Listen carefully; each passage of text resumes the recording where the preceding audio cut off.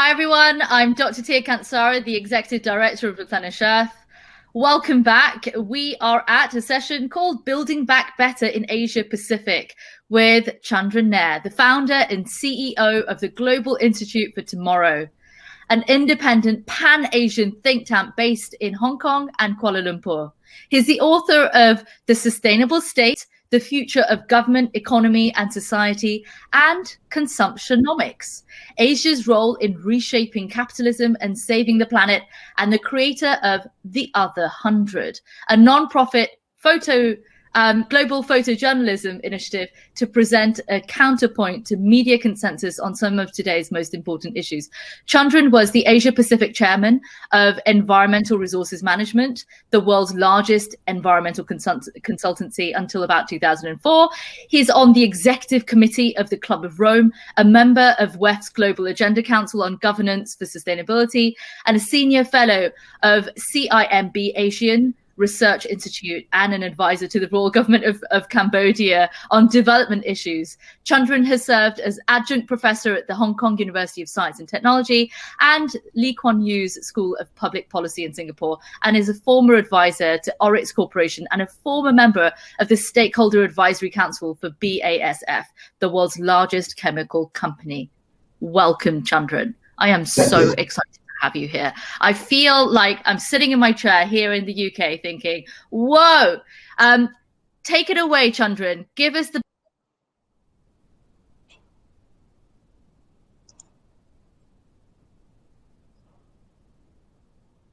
Thank you, Tia, and a good day to everyone. I understand there's probably people from 3 or 4 different time zones, so I'll try not to guess where you all are, but to just say a good day. I feel privileged to be invited to share a few thoughts on the topic of shaping the future of finance and values-backed banking for a changing world. What I'm going to do in the next few minutes, is essentially talk about this topic of building back better in Asia. I'm going to talk about the first segment where we talk about the world we live in currently. Then I'm going to sort of move into a few things that I think must change, which is not part of the conversation. And then finally discuss a bit about the focus of finance in the world that we are in, and particularly with the Asia Pacific focus. I have to say that I'm quite uncomfortable with the term building back better in Asia Pacific, because a bit of research got me to understand that term been around a bit. And it seems to imply that it's building back within societies in which there has been quite a lot built. There has been some sort of deconstruction, whether it's the software or the hardware, and now it's time to rethink. In the Asia Pacific, I would argue that it's not building back, but it's building basics first. So my focus is very much going to be about what banking on values and the sentiments behind it need to look at when we talk about the Asia Pacific, and dare I say the developing world at large, Africa, etc. So let me just start by saying that I think we can all agree we live in rather peculiar times. Some of us who've been involved in talking about development have warned that these things are coming. It's based on the premise that our growth models, etc., seem to suggest that there are no limits at all, and that unfettered freedoms and rights must be respected, whilst economic growth essentially turbocharges economies around the world. I, for one, at least, I think have been saying this for 20 years, that these things will not be sustainable. There's also clearly a difference of opinion in terms of ideologies and narratives between people in the Western world and people in other parts of the world. If there is a bit of a silver lining in the pandemic, it is that it has exposed the great differences in the way we look at the world and the way that we live our lives. Many people in Asia are surprised that in Europe and the United States, people have a problem with wearing a mask. In this part of the world, we're told we wear a mask, we wear it. We have We don't disrespect authority and all of that. And I'm just putting those in stark terms so that we understand there's a huge difference in cultures and appreciation of how communities work, etc. What I think we do need to understand, though, that although there's been a great amount of discussion about things must change, much of that mainstream narrative, and when I say mainstream in the world, it's typically the mainstream Western world media espousing what must change. Much as it has been about how technology will change everything, playing into the digital sort of escapism world that those who think that will benefit them have espoused without really looking at the world. I have, in fact, I think 6 months ago, talked about that work from home is not the future. And in fact, it'd be a dire future for most of us. And the reality that work from home is not something that most people can do. So the work from home, the discussion that we are all have been having is essentially some sort of economic apartheid system, whereby those of us who have the privilege of working from home think that's how the world works.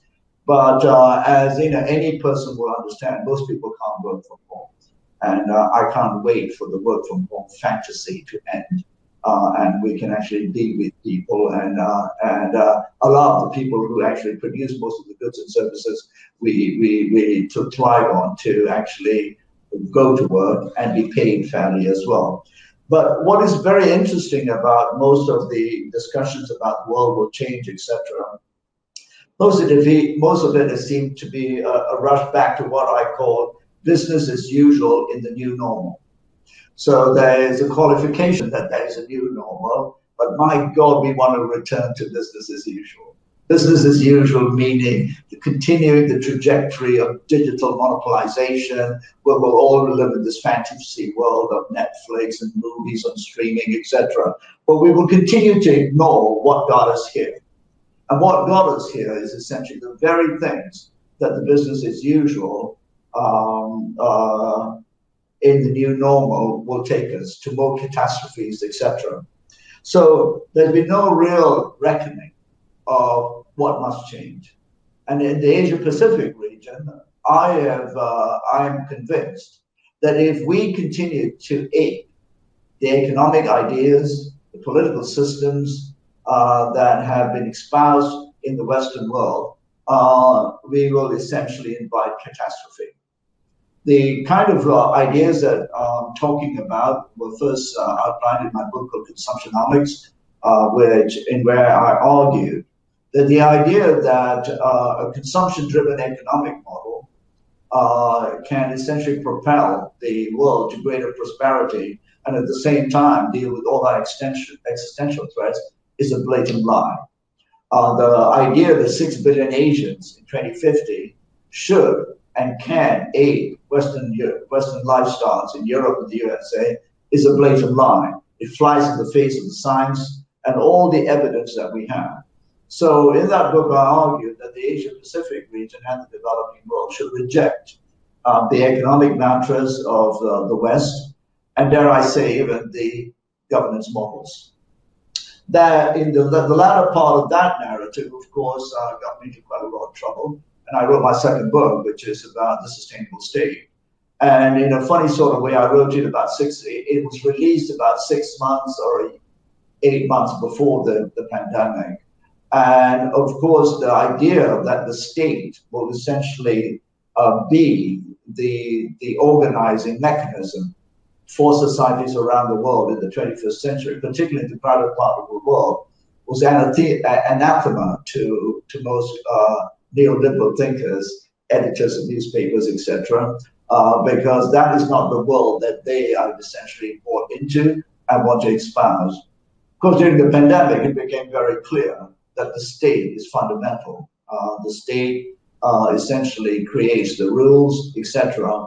And it's ironic that whilst Donald Trump showcased the worst aspects of the United States, etc., Joe Biden, the good guys, come in, but and while people would say that the United States president is the most powerful man in the world, he can't even get his citizens to wear a mask. And that I call essentially a weak state, where freedoms and rights are unfettered, have become essentially run amok, and where basic ideas and understanding about collective welfare as opposed to individual rights have gone out of the window. But there's a very different understanding of this part of the world. That's really what I will start to kind of talk about as fundamental. If you agree with me that the existential threats we face are not just climate change, biodiversity, food security, water, sanitation, the overreach of technology, and essentially the crisis of capitalism, which is premised on buying things you don't need with money you don't have, whilst essentially externalizing all the true costs. And if you're middle class, it's called buying things you don't need with money you don't have to impress people you don't like, the neighbors. If you appreciate that, you will fundamentally quite easily come to the conclusion that in the developing world, that ethos, that idea of Western capitalism, the idea that capitalism, technology, freedom, and democracy is the panacea to solving all the world's problems is actually hogwash.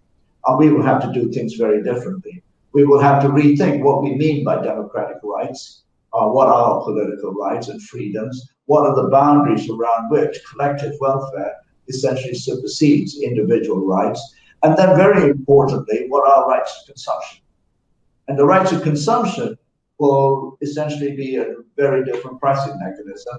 And that's where I think when we think about the world of finance, how it looks at what it funds, how it propels consumption needs to be factored into this equation.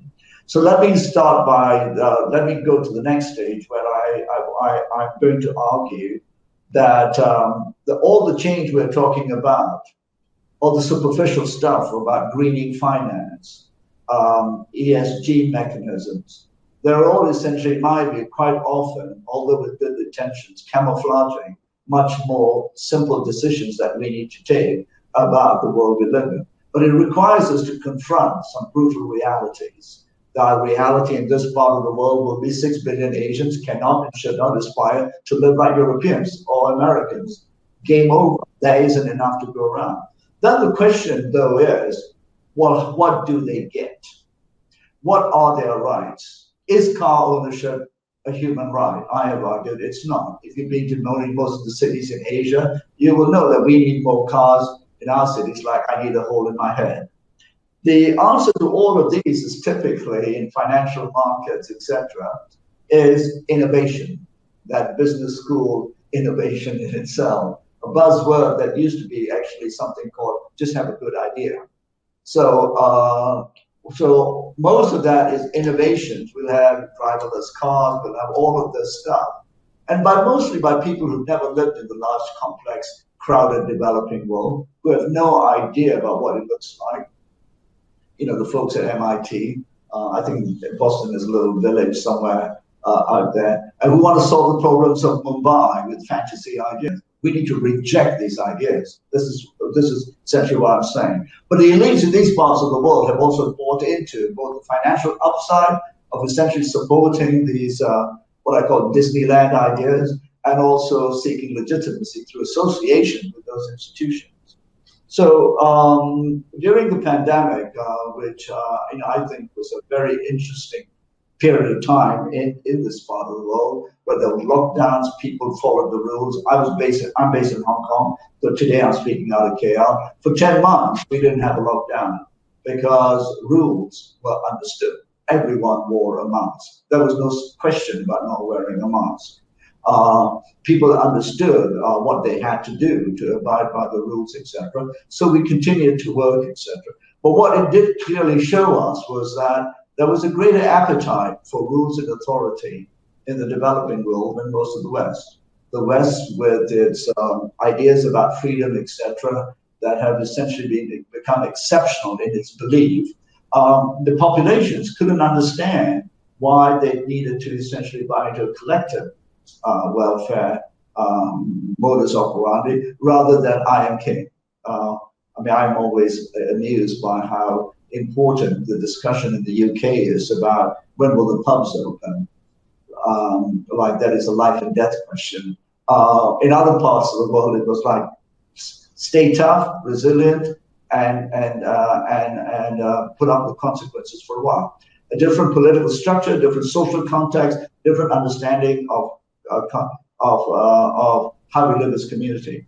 So I wrote a piece, a large piece about what must change, given that I didn't see much in the mainstream media that suggested anything would change, apart from ideas about working from home and a few different things about how airlines would operate and how companies might work. That piece was then distilled into something that the Singapore Institute of Directors, which is a very well-respected organization, printed in full for their January first publication for 2021. And in that, I suggested the 10 things that can change, and I'm hoping that that piece can be shared after this tour.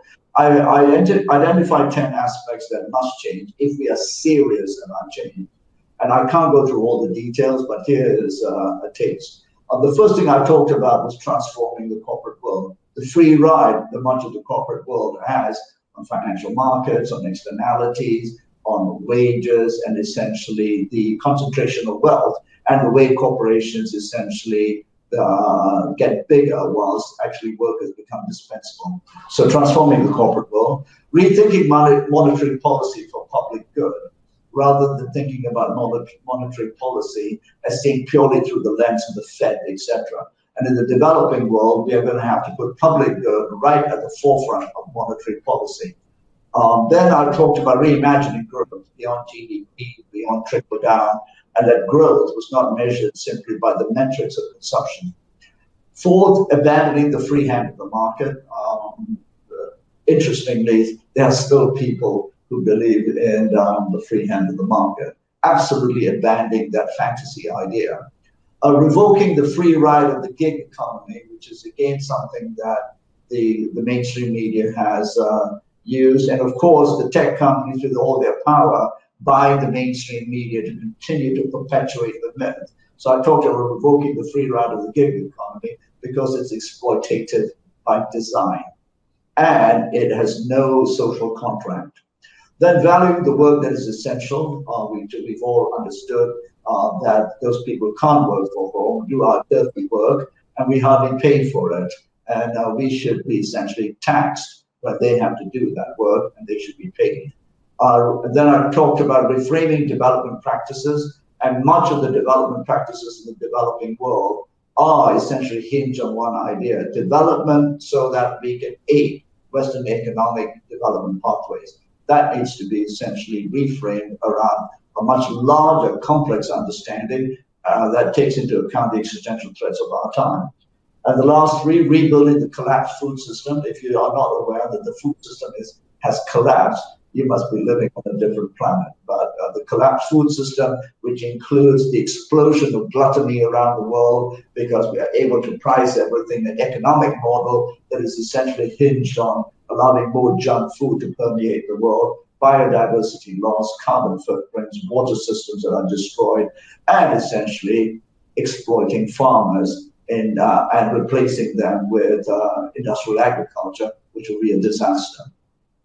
And then start, very importantly, a managed retreat from nature.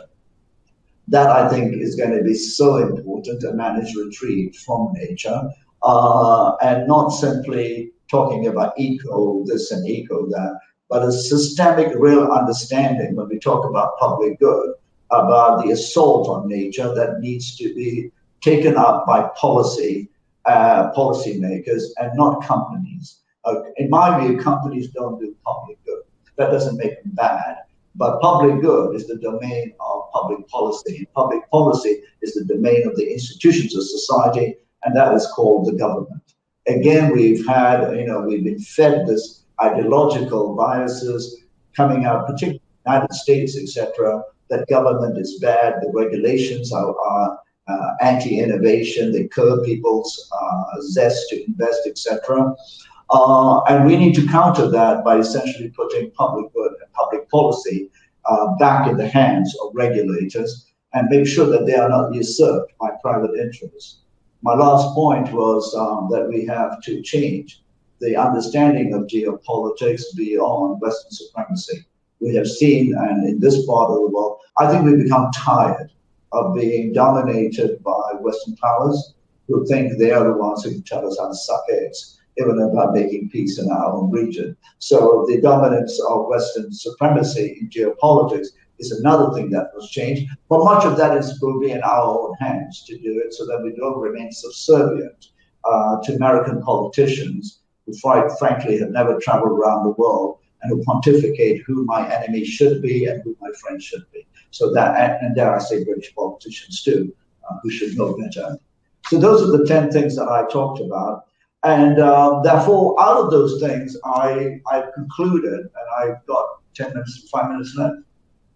I've got about 5 minutes left. So I'd like to just conclude by saying that, in my view, we should be looking at key areas of what I call where the banks that belong to this very good association should put their money.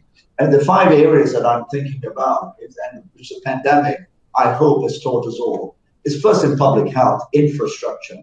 And what I mean by public health infrastructure, if you have not lived in the developing world, one might not be very aware of these. It's firstly in things like water treatment, sanitation, drainage. A lot of the illnesses that inflict a lot of people in the developing world is waterborne, the transmissible diseases. And for those interested, I wrote a piece about, I think 3-4 months ago, talking about the whole conundrum of an over-sanitized world. An over-sanitized world in which everyone's washing their hands with sanitizers, which are all essentially germicides, etc., will require very advanced water and wastewater treatment systems. Most of the developing world doesn't have it. So the infrastructure should not, in terms of where the financial future of finance is, let's simply not use slogans like greening finance. We will need mandates by governments, essentially, that compel financial institutions to invest in public health infrastructure. This cannot be simply the domain of the World Bank and the ADB, who all, and by the way, also politically motivated, depending on where the money goes, etc., and what they view as democracy in undemocratic nations. So public health, where private markets, financial markets enter and invest in, is going to be a very new area. And for that, I think it's very important that people like yourselves, who are people in this audience, are able to imagine a very different world of banking and finance.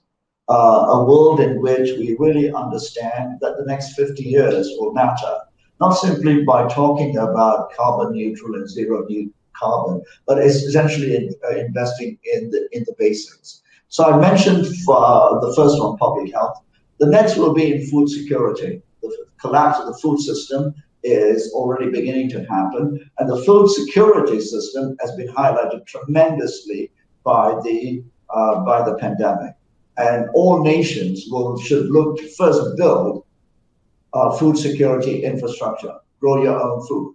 So many countries in Southeast Asia where people eat three meals of rice a day don't even grow enough rice, and they interestingly even imported from the United States. I've never seen a rice paddy in the United States, but I'm told they grow rice. But food security is going to become number one, and with that, the safety, the industrialization of food, all of this requires so much investment. Healthcare, clearly, that's the aftercare part, the making sure that people are healthy first, but also the aftercare, the clinics, the ability for developing world countries not to rely on imports for sophisticated equipment from overseas. Fourth, affordable housing. This is probably going to be one of the largest areas where I think finance could play a big role in essentially allowing people to escape drudgery and attain dignity. There's a whole topic to be talked about, but I'll just say technology comes in, but financing arrangements that allow people access to very affordable housing, to which financial markets participate, is going to be an innovation that I hope the industry thinks about. And last, of course, education. So I'll finish by saying that what I think is most important about building back better is, most importantly, it starts with mindsets. Many of the business leaders and politicians I've met are stuck in a 20th century paradigm about what the world should look like. When they're confronted with discussions about climate change, they go back to economic ideas, and that essentially brought us here. And they haven't really been educated to understand and politically understand that we will have to create a very new world in which we understand the future is biological, it's not digital.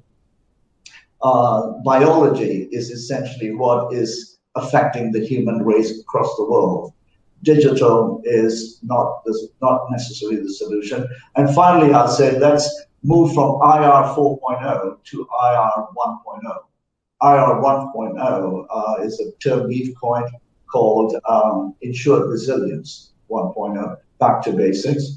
And at our institute, some of the things we do is very much focused on working with organizations. Central banks are looking at how to measure natural capital and include it in policy formulations that essentially affect the entire value chain in terms of the regulatory framework. Two more points and then I'm done. And looking at larger banks in the region, we've done a piece of work that gets them to look at market expansion, but looking at essentially the stuff that they quite often ignore and bringing in new investors into areas like climate, agriculture, food distribution systems, and housing. And lastly, even looking at the insurance industry and asking them to look at solutions that cater to the lower income groups. And that's all doable. It's just that business models are stuck in reward schemes that do not allow for the types of solutions we're all talking about. Thank you. Thank you for indulging me. I've gone over by a couple of minutes. Thank you.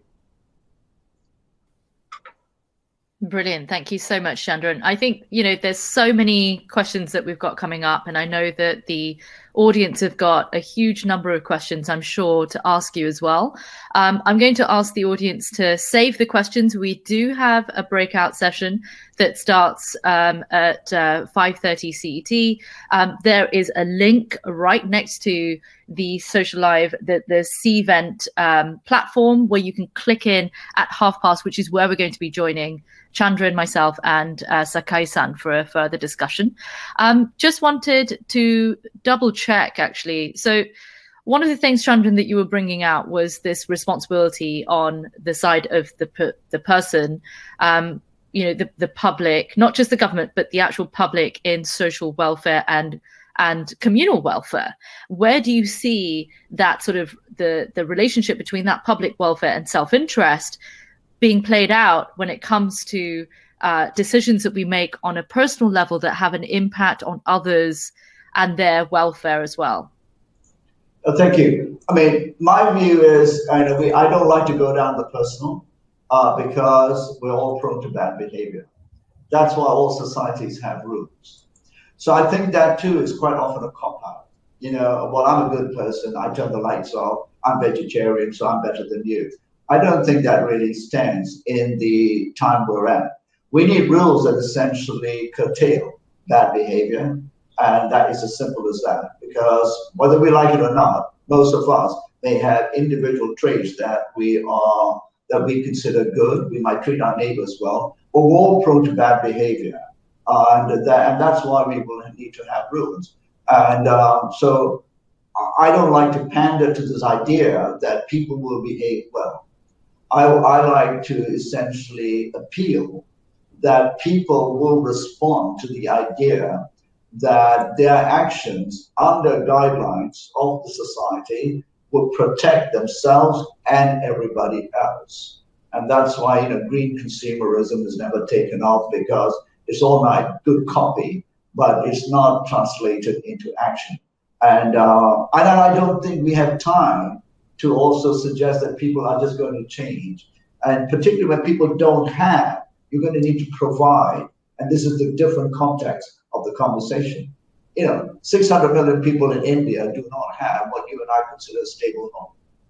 That is not going to be solved by nice, polite discussions about carbon neutrality, about ESG investing and stuff like that. No, it's going to only be solved with strong state intervention, and that requires a multitude of interventions in breaking certain market systems down.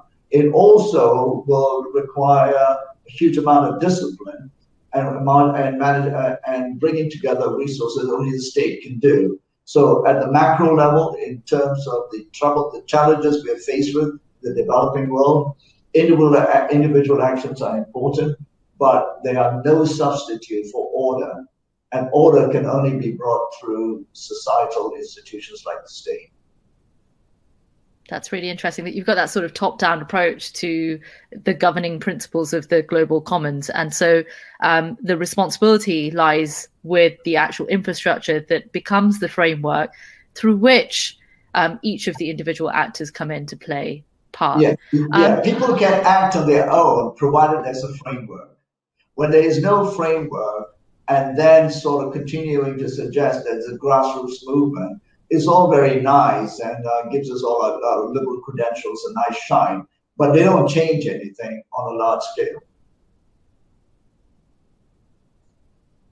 Brilliant. Well, we're going to be talking about this in the Zoom breakout sessions. Chandran and myself are going to be joining you in the Zoom. Please join Zoom. You just have to click on the breakout session on your Cvent platform agenda right next to our session today. See you in there shortly. Thank you all very much. And Chandran, see you in the Zoom. Thank you. Thanks.